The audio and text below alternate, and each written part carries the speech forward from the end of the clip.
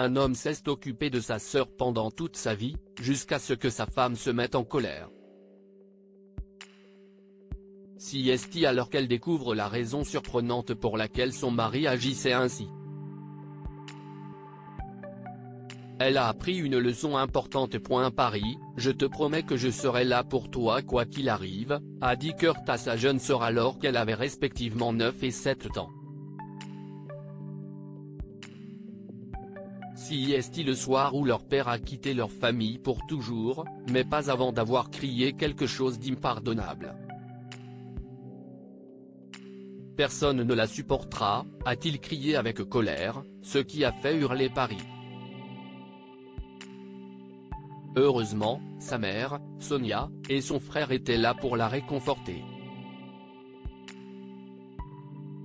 Kurt s'est engagé à être à ses côtés quoi qu'il arrive, et il a tenu sa promesse jusqu'à ce que, des décennies plus tard, quelque chose menace de briser leur lien.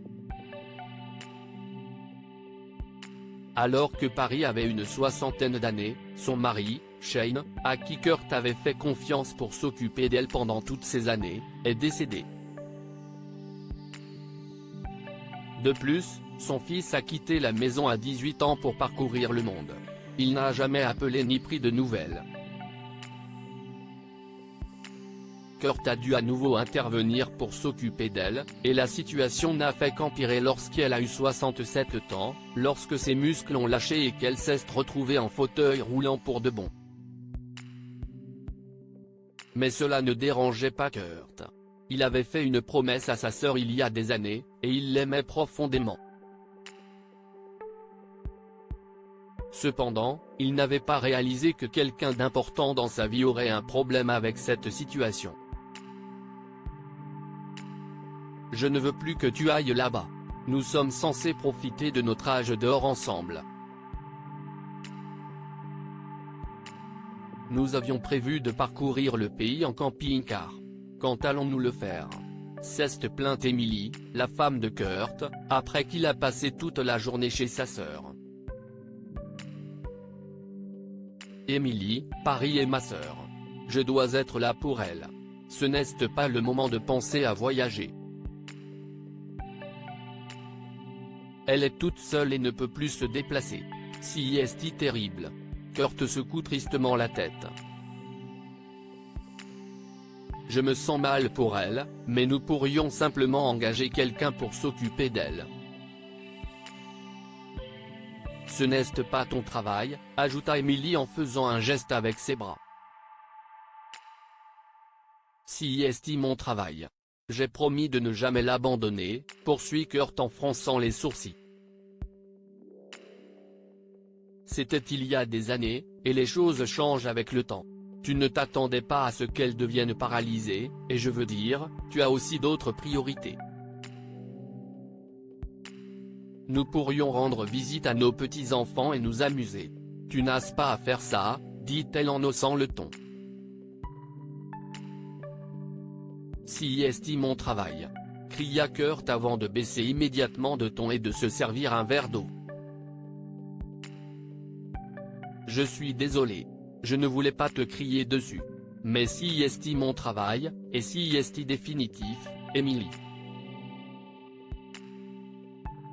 Non. Ce n'est pas définitif. J'ai aussi mon mot à dire. Ce n'est pas juste. Mon propre mari a passé toute la journée avec sa sœur alors que nous avions de nombreux projets de vie pour notre retraite. Je veux qu'on m'explique pourquoi cela se produit. Nous pouvons la placer dans une maison privée ou autre où elle ne sera pas seule et où elle ne sera pas notre fardeau. Emily s'est mise en colère. Emily. Pour l'amour de Dieu, hurla Kurt, en jetant le verre par terre et sursautant lorsque les morceaux se brisèrent et volèrent dans la cuisine. Pourquoi es-tu responsable d'elle ? Cela n'a aucun sens. Tu lui as donné de l'argent et du temps et tu as parfois ignoré nos autres problèmes pendant toutes ces années, même quand Shane était en vie. Je sais que ton père a abandonné la famille, mais ce n'est pas ta faute, et ce n'est pas ton problème ni le mien d'ailleurs. Elle est malade. Elle a été malade toute sa vie. C'est pour ça que mon père est parti. Il ne pouvait pas s'occuper d'un enfant malade. Émilie, Paris a une paralysie périodique, et nous avons vécu toute notre vie en veillant sur elle parce que quelque chose pouvait mal tourner à tout moment, révéla Kurt en hurlant contre sa femme. Le fait qu'elle soit en vie et qu'elle ait à peine perdu ses mouvements est un miracle. Les yeux d'Émilie étaient aussi larges que des soucoupes, et elle plaça sa main sur sa bouche. Je ne savais pas qu'elle était malade. Je pensais que c'était la vieillesse. Tu ne me l'as jamais dit, murmura-t-elle, désemparée. Paris n'a jamais voulu que les gens sachent. Quand les gens apprennent que tu es malade, c'est comme si tout changeait. Elle t'aimait parce que tu étais son amie et la meilleure belle-sœur, alors nous avons décidé de ne parler à personne d'autre dans la famille. Même son propre fils ne savait pas grand-chose, mais quand il est parti, Kurt s'arrêta et se frotta le front de frustration avant d'ajouter, c'était comme perdre son père à nouveau. Et quand Shane est mort, c'était encore pire. Émilie remplit lentement les blancs. Donc elle croit qu'elle a perdu tous ceux qu'elle a aimés, sauf toi et ta défunte mère, à cause de sa maladie. Exactement, se calme enfin Kurt. Tu aurais dû me le dire. J'aurais pu t'aider aussi, ajoute-t-elle, incapable de croiser son regard.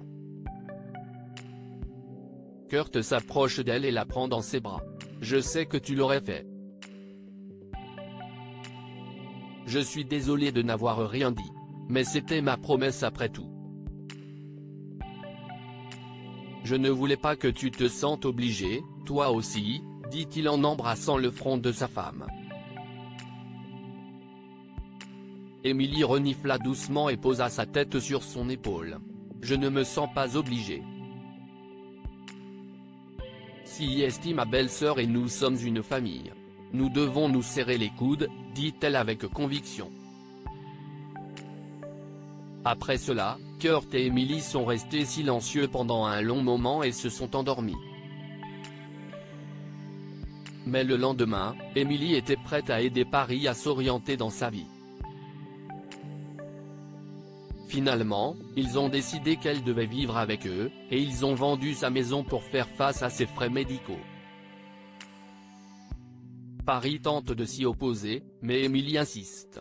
Les deux femmes bavardent comme des écolières tous les matins, mais elles essaient toutes les deux de faire en sorte que la vie de Paris paraisse aussi normale que possible.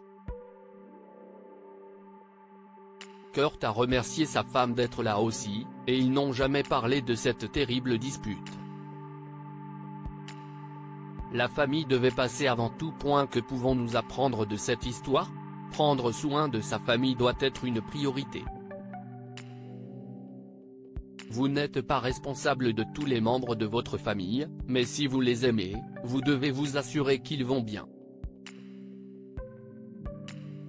Essayez de ne pas exiger des choses de votre conjoint lorsque vous ne connaissez pas tous les détails. Émilie a essayé d'empêcher son mari de rendre visite à sa sœur et a appris qu'elle ne pouvait pas juger la situation avant de tout savoir. Partagez cette histoire avec vos amis. Elle pourrait égayer leur journée et les inspirer.